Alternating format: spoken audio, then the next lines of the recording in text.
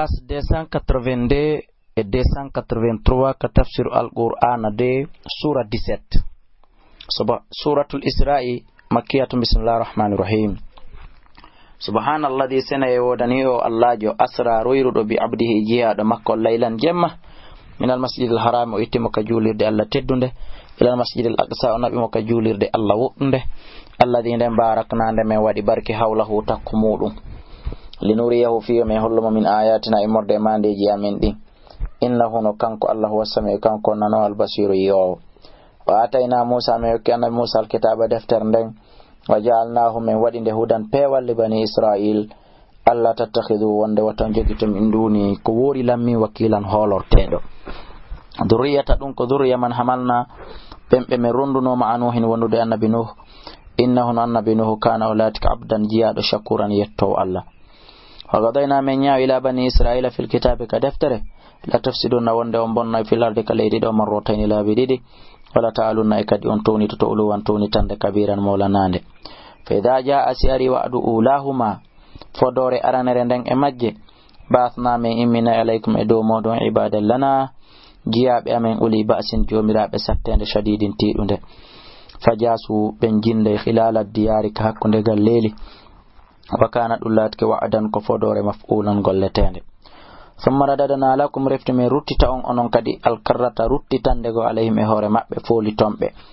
wamdadnakum min beedana bi amwalin jawle wa banina bibbe worbe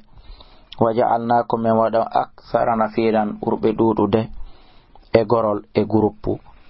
donno ina santum so mojjini asantum li anfusikum mojjinani horemo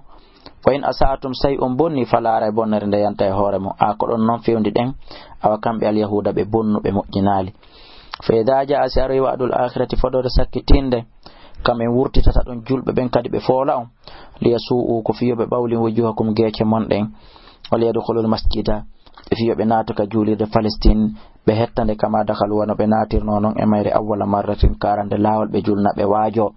yalla tawne en den nyalande wala yutabbiru e fiyobe halkuma alaw kala ko towniti don kon onon bani Israila tatbiran hattirde halkugol waylite asa ina tan ina no rabbukum yomon ayyarhamakum de yurmete on wayn uttum so ruttike e bone on utuna me rutto e halkugol on waja'alna men wadani jahannama yita jahannama lil kafirina nande heferabe hasiran soñaygebe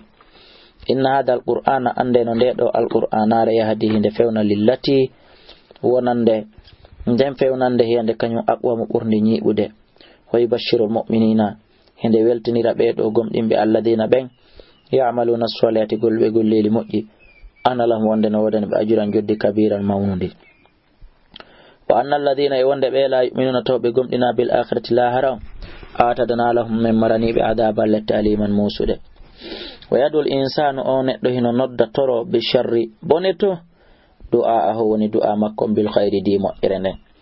wa kana al insanu on neddo latiki ajulan ko hawjudo ayo no mari sababun nuzul wajalna layla min wadi jemma wan nahara nyallangal ayataini mande jedidi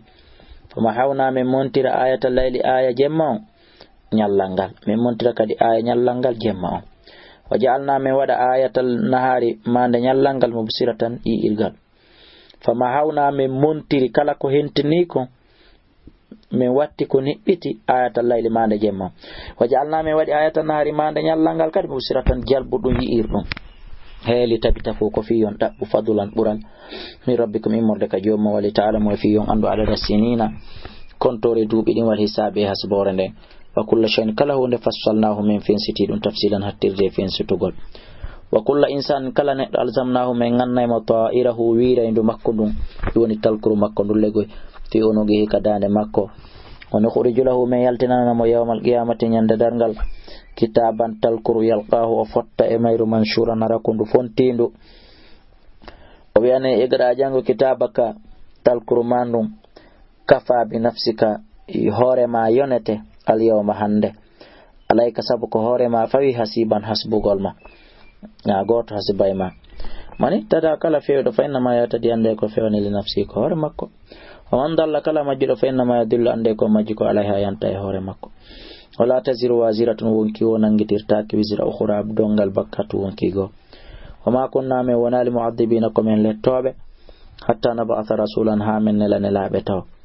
Wa idha aradna simen falama an nuhlika qaryatan de men halkata sare amarna men yamira mutra fiha niminaɓe sare nden fa fasagu fiha ɓe fasingino e mayre faqa alayha tabita e mayre alqawlu kongol ngol fadammarnaha men halkande tadmiran hattirde halkugol. Wa kam ko jel ahlaknan ko men halki min alquruni immorde gireli min ba'di nuhin immorde ɓawimɓe nuhuɓe no ɗuuɗi.